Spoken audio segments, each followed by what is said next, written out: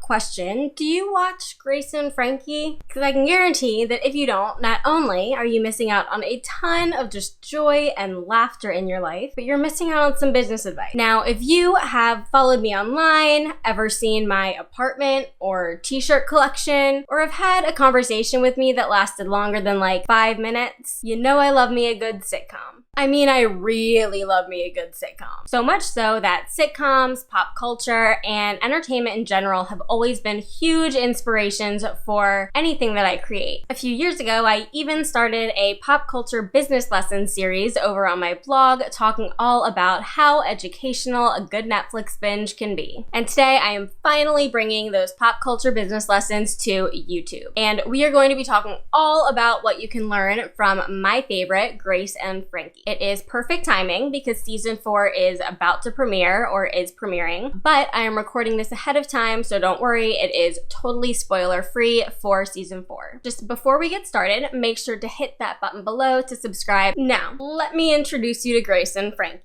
Grace and Frankie is a hilarious Netflix original comedy starring Lily Tomlin and Jane Fonda. So Grace and Frankie are these two 70-year-old women who are complete opposites, can't stand each other, but their husbands leave them for each other. So they are thrown together and end up becoming roommates in this whole situation where they're adjusting to their marriage is ending and these whole new life dynamics. Little odd couple-esque scenario, but then, you know, they take peyote together and become BFFs, as one does. And surprisingly, or to me, unsurprisingly, this show is full of business inspiration and advice. I mean, to me, every show is, but this show also has a lot of literal running a business and entrepreneurship that anyone can learn from and be inspired by. From episode 1, Grace's daughter, Brianna, is serving as CEO of the beauty company that Grace originally started and retired from. And Saul and Robert, the ex-husbands, they own a law firm together that Saul's son starts to take over. And seasons 2 and 3 specifically are super focused on Grace and Frankie starting different business ventures together, which is what we're going to focus on today. First, they started an organic yam lube partnership with Brianna's company. Yes, yam lube. And then they created a vibrator for older women with arthritis. Yep, that's what we're talking about today. Inspiration is everywhere. So here are just a few things you can learn from two of my favorite fictional entrepreneurs. First up, you are your own best target audience. Solving your own pain points is one of the easiest ways to get business ideas. The yam lube that the ladies sell in season 2 started off as something Frankie just made for herself, and then when they realized the value of it, they decided to turn it into a business. And the idea for the vibrator was something that they came up with after Grace had an injury, and that is all we'll say about that. And when they were just really, really fed up with all of the stigma around older women's sexuality and how the adult toy market didn't cater to them. And because they're their own audience, they know their market. So whenever you are struggling to create something inside of your business, think about something that you would want. The next thing that you can do to run a business like Grace and Frankie is to niche and niche hard. I mean, I'm not going to keep repeating their products, but you heard me talk about them before. You know how insanely specific they are. They didn't just pick this huge problem to solve or this giant group of people to help. They picked like a subgroup of a subgroup of a subgroup of a whatever. Older women with arthritis and other joint-related issues.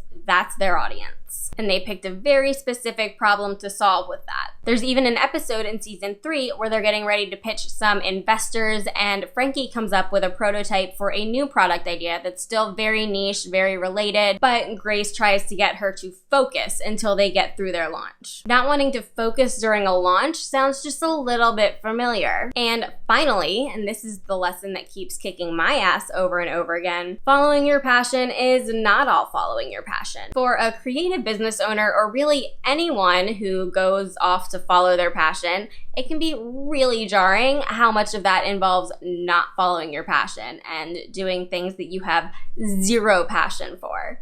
Things like admin, support, management, blah, blah, blah. Once Grace and Frankie's business gets inundated with their first big wave of orders, they get so overwhelmed with shipping and packaging and stuff like that that they have to call in their families for help. And Frankie is just so not into it. She's just so bored.